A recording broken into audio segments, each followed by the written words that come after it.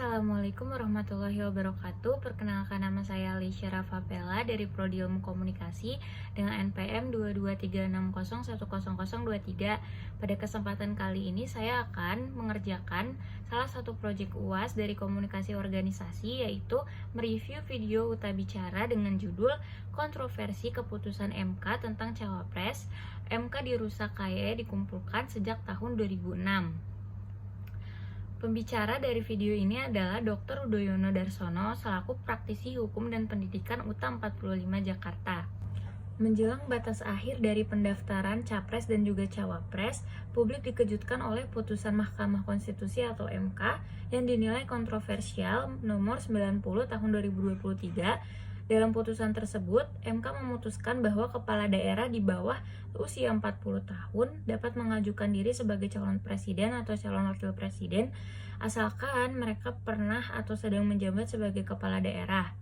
Hal tersebut menjadi polemik di masyarakat dan juga banyak para pakar dan praktisi yang menanggapi putusan MK ini. Salah satunya adalah Pak Rudoyono. Tanggapan Bapak Rudoyono adalah cita-cita reformasi adalah keinginan untuk mendirikan negara yang berdasarkan hukum yang memiliki nilai Pancasila, hukum yang mampu memberikan keadilan dan juga kesejahteraan pada rakyat. Maka dari itu, diciptakan beberapa lembaga mandiri agar negara yang ideal itu dapat terwujud. Salah satunya adalah lembaga MK yang bertugas untuk mengawasi pemerintahan.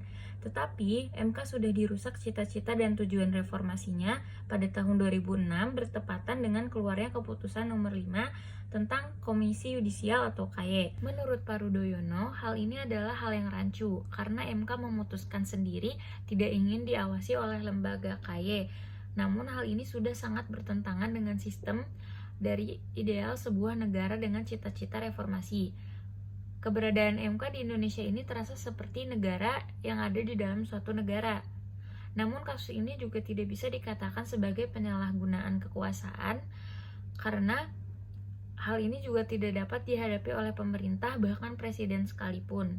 Pemerintah tidak bisa bertindak apa-apa karena MK adalah lembaga mandiri. Di Indonesia, dinasti politik bisa dikatakan sudah tidak menjadi hal yang aneh. Tergantung pada siapa yang sedang memimpin pada saat itu, maka keluarga atau anak-anaknya dapat terjun ke dalam dunia politik dengan mudah.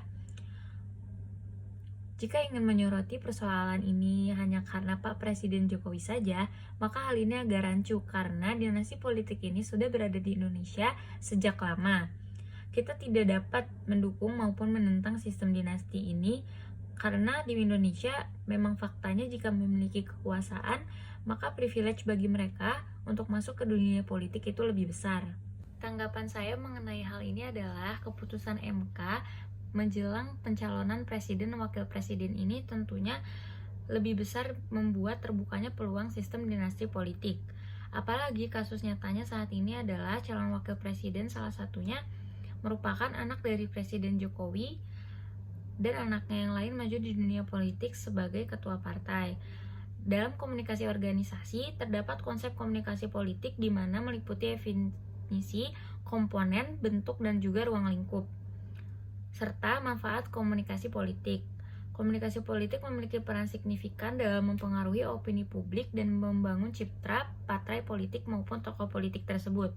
Dengan memiliki anggota keluarga yang sebelumnya merupakan pemimpin atau sudah maju di dunia politik dan juga memiliki reputasi yang bagus, maka akan menimbulkan privilege bagi anggota keluarganya yang ingin masuk dunia politik juga, serta dapat mempengaruhi opini publik untuk memberikan citra yang baik kepada mereka.